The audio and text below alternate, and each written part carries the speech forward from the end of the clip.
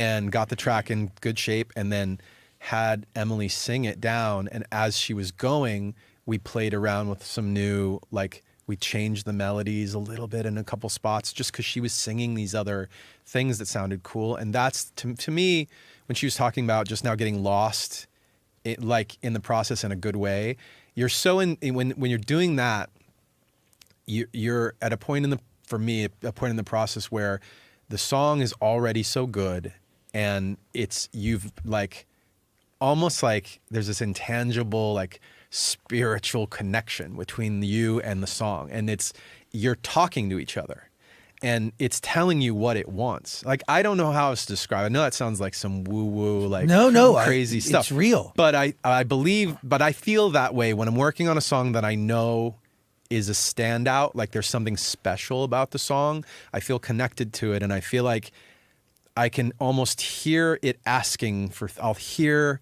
melodies, and she was doing that, where she would, instead of singing the thing she was supposed to sing, she'd sing a different thing slightly, and we'd be like, oh, that's better. That is better. Let's do that.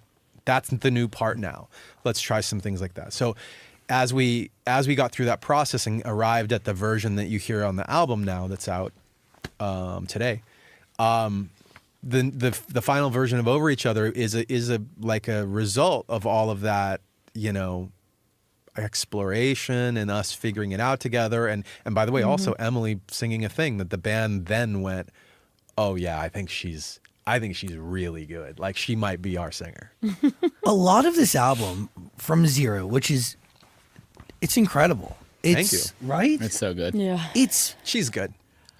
She's very good. Calm down. Calm down. The stories. She's really good at taking a compliment. Calm down. Loves compliments. I got to say, brother, the stories you're telling in every song are so vivid. Oh, cool. So vivid, Cool. and they come Nice. to See? life, and I'm you telling you. feel it. Yeah. Oh, it's like you feel this weird understanding, but it's like, oh, it's great. It's like it's fantastic. Is it about, like, it gives like stories of different relationships or one consistent relationship? I don't know where on this record, I was really trying to think about like where the lyrics were coming from, because I did lead. Well, I think I led the lyric process in a similar way to the album's mid-career and earlier. Like, as we got towards like One More Light, we had more co-writers in the room, but prior to that, it was really just me and Chester, and he loved for me to suggest him lyrics. So a lot of that was like either me drawing from my personal experience or me knowing his experience so well that I was trying to help him tell his story, if that makes sense. 100%. So he had all the good stories, and he had all these like really intense emotions, and he'd say them to me, and I'd jot down stuff and like go, what about this? What about that? Like, is this how you felt? Is this a right lyric? Oh yeah. And then he'd riff off that, and we'd go back and forth. So we got into some of that, like towards the end of the process. I think we started to develop more of that, got to know each other better. And to be honest, like, I don't know, we were so deep in it that I don't know what the lyrics are about. Like, I know what they're about. I do know where I was drawing from and like what we were talking about in the room.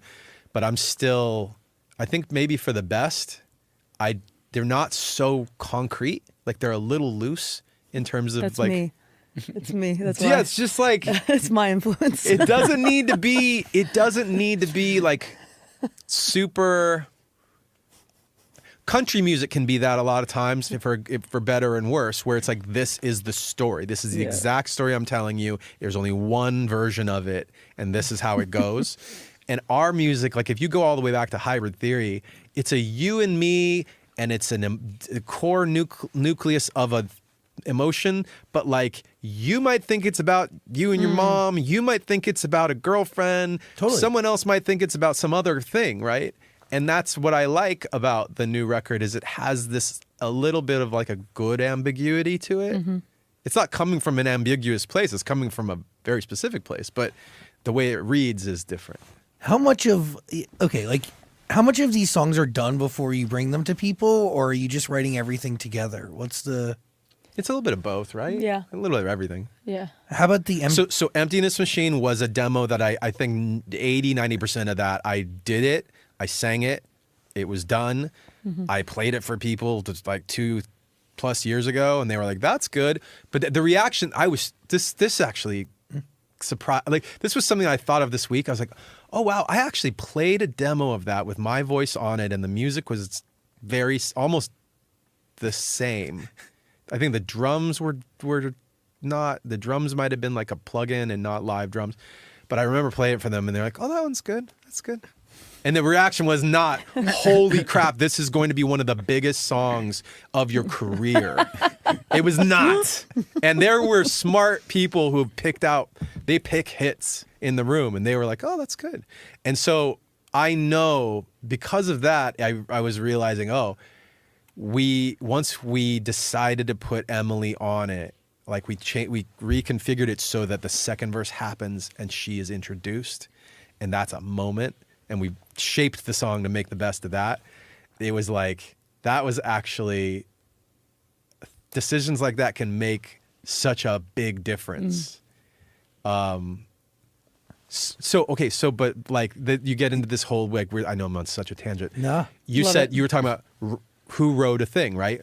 The thing that I wrote was like, let's say 80-90%, just to throw a number on it, similar to the thing you hear on the record.